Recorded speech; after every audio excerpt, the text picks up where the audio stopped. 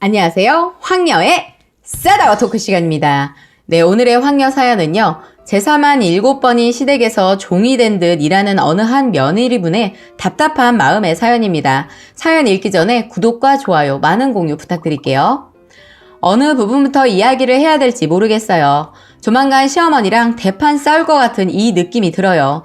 현재 저는 30살이고 결혼 3년차, 애기 엄마예요. 결혼 전 직장 생활이 점점 지겨워지던 시기에 자영업을 하는 35살 남편을 만나 깨알 같은 사랑을 하고 결혼을 했어요.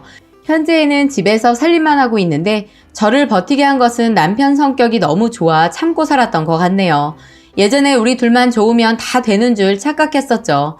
신랑 시댁 식구들은 아버님, 어머님, 누나 2명에 형, 그리고 남동생 2명이 있으며 현재 남동생 2명만 결혼을 안 한 상태예요.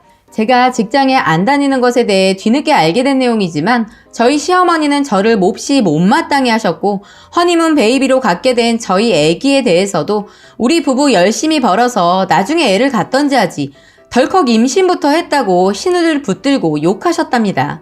저희 시어머니 성격이 제 앞에서는 밝게 말씀을 하지만 뒤에서 욕을 하시는 타입이라 저가 좀 황당했습니다.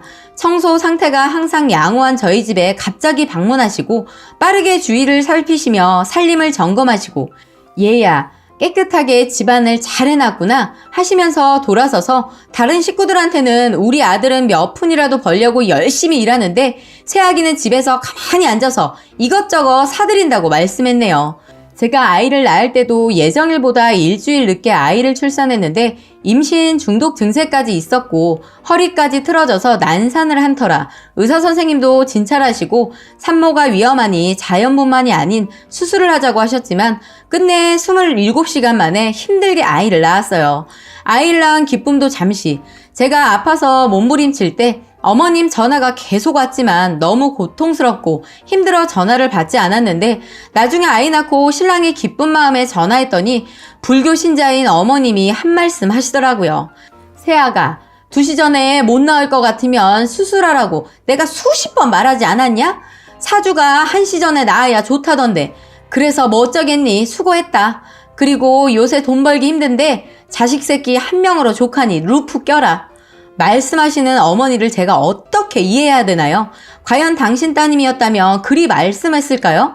서러움이 물밀듯이 밀려오는데 그때 한이 아직도 서려있네요.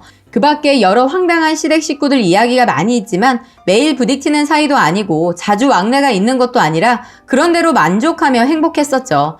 하지만 행복도 잠시, 사건이 발생하기까지 그리 오래 걸리지 않았어요.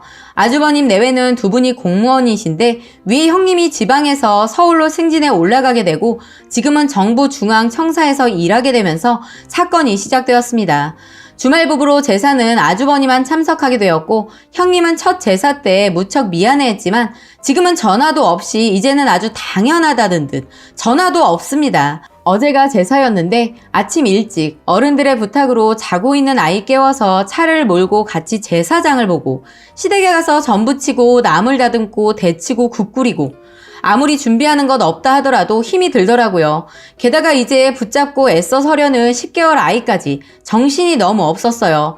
저녁밥 먹고 치우려는데 아주버님 오셔서 또 상 차렸고 좀 더 있으니 시동생들 와서 또 차리게 되고 남편은 일 마치고 항상 밤 11시라 제사는 제일 늦게 참석한답니다. 문제는 시댁 남자들 집안 살림 손 하나 까딱 안 해요. 평상시에 부엌 출입 안 하는 건 그렇다 쳐도 제사 때는 조금이라도 거들어줘야 하지 않나요?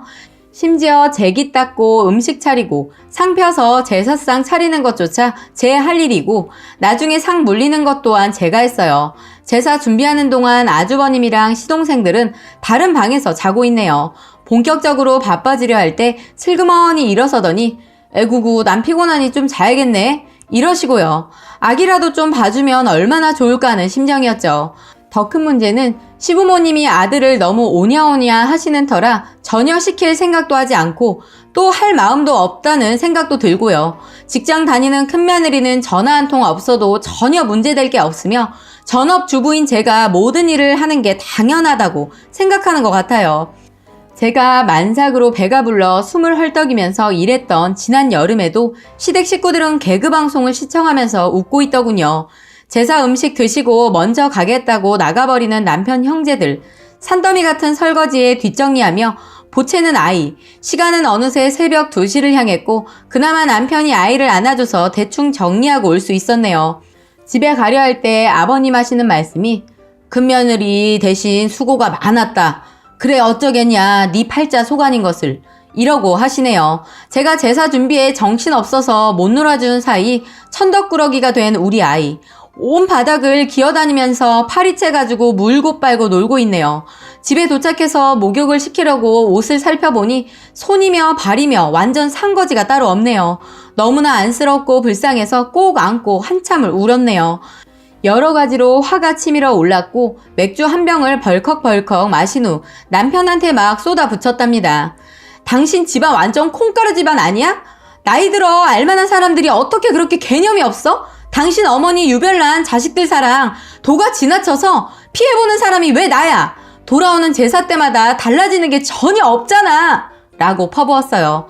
저 혼자 바빠서 정신없어 일하는데 도와주지 못할 것 같으면 혼자 방치한 아이랑 놀아주던지 조상에게 제사 지내는 자체가 싫은 게 아니라 너네 식구들 태도에 우라가 치민다고 당신하고 결혼한 거조차 후회되는 순간이라고 말하고 울었습니다. 차분히 제 말을 듣던 남편이 꼭 안아주면서 이번 명절 때 식구들 다 모이면 이야기해서 시정할 거라고 하네요. 정말 이렇게 입에서 말하기 전에 왜 스스로 알지 못하는지. 남편 그런 이야기하면 시댁 식구들 반응 뻔하겠죠. 전 지금 어떻게든 욕먹게 생겼고 아랫 동서들이 생기기 전까지 1년에 7번 제사를 이렇게 반복으로 해야 되는데 전 정말 이제는 자신 없어요. 이렇게 보면 TV에서 보던 사랑과 전쟁 시나리오 아닌가요? 이래서 시댁시댁 하는구나. 절실히 체감하는 날이었네요. 현재 이 상태로 지속된다면 멀지 않아 저의 인내심은 폭발하고 시어머니랑 한바탕 싸울 것 같아요. 이러한 똑같은 스트레스를 받고 힘이 드는데 어쩌면 좋을까요? 그리고 저를 더 힘이 빠지게 하는 것은 시댁이 시골이기에 논 그리고 밭, 다른 자식 안 주고 아주버니한테 주기로 결정했다네요. 어린 시절 큰형으로서 동생들 모두 공부를 시켰다고. 아주버님 또한 당연히 그렇게 알고 있으며 아주버님 내외는 두 분이 공무원으로 해마다 해외여행 가고 서울에 아파트도 샀지요. 시댁 재산 바라는 것도 아니지만 저한테 돌아올 몫이 없는데 제가 바보처럼 일해야 하는지 모르겠습니다. 다음번에는 남편 혼자 보내서 알아서 하라고 할 겁니다. 만약 지랄하면 저도 가서 개지랄 떨고 올랍니다. 라고 사연 올려주셨습니다. 오늘의 베스트 댓글 소개해드리겠습니다. 첫 번째, 이 글을 보면서 정말 저희 엄마 생각이 나서 눈물을 흘리면서 보았네요. 저희 엄마는 큰 며느리란 이유로 1년에 7번 제사에 설날, 추석, 할아버지 생신 모두 다 자신이 하셔야 했고 항상 힘들어 하셨어요. 그나마 제가 큰딸이라 엄마를 도와드리긴 하지만 어쩌다 야근하고 집에 도착하여 현관을 열면 엄마 혼자의 일을 모두 하셔서 딱 봐도 지친 모습이 선해요. 돌아가신 우리 할머니도 그러셨고 지금 살아계신 할아버지도 그러고요.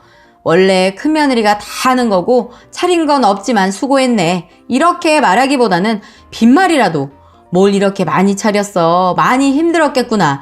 말씀이라도 해줬으면 좋겠지만 그런 말은 전혀 안 하시고 언제나 차린 건 없지만 수고했네 라는 말 한마디였죠. 저한테는 정말 한없이 좋으신 할아버지지만 저럴 때마다 제 가슴이 미어졌고 남의 일 같지 않아서 몇 자 적어봤어요. 모쪼록 힘내시고 나중에 욕먹더라도 할 말은 하세요. 안 그러면 저희 엄마처럼 50이 될 때까지 평생 다른 며느리들은 탱자탱자 놀고 쓰니처럼 일하는 사태가 될 수 있어요. 일을 많이 하고 안 하고의 문제가 아니라 이러한 것은 사람마다 인성과 개념의 문제라고 보이거든요. 두 번째, 쓰니 서글픈 심정 모두 이해할 것 같아요. 님 앞에서 싫은 소리 안 하시고 뒤에서 흉보시고 서운하게 하시는 것도 힘이 많이 들 것 같아요. 아싸리 직장을 다니시고 당당하게 사시면 안 될까요? 아이 문제도 있긴 하겠지만 님의 인생도 중요하다고 봐요. 님 상황을 개선시킬 수 있다고 봐요. 저는 님과 다르게 완전히 반대로 남편 집에서 결혼 후에 돈 10,000원도 받은 적 없네요. 월세 살고 있고 남편 나이가 내일 모레 40인데 자식 낳아서 키울 형편도 안 되고요. 그 상황에서 시어머니는 돈 안 내놓는다고 저에게 성질내고 무시하고 말로 수없이 머리와 가슴을 눌러요. 남편한테는 그러한 표현도 안 하고 이중 성격을 가지신 분이세요. 저희도 돈이 있으면 당연히 용돈 드리기라도 하죠. 그리고 전 시어머니께 하도 괴롭힘을 당해서 남편이 생활비 쓰고 남는 돈 모두 시어머니 드려도 상관하지 않아요. 그냥 모든 걸 내려놨어요. 돈이 있다면 주고 지옥에서 벗어나고 싶고 특히 다른 건 참아도 저희 부모님을 대놓고 욕하시는 것은 참기 힘들지요. 시누이는 대학을 2번 다니고 있고요. 그런 시누이 시집 보낼 돈 내놓으라고 성화이시고 돈 있어서 다 해주면 얼마나 좋을까요? 이러한 상황을 다 나 때문이라고 생각하며 괴롭히는데 제가 돈을 벌어서 줘야 되나? 라고 스스로 자괴감으로 우울증의 궤양에 걸려 밤마다 괴로워했어요. 남편은 말해봤자 자신의 어머니만 불쌍하다고, 전 저희 부모님께서 이혼하면 마음 아파하실까 해서 지금껏 참고 살지요. 님 상황은 저보다 낫지 않나요?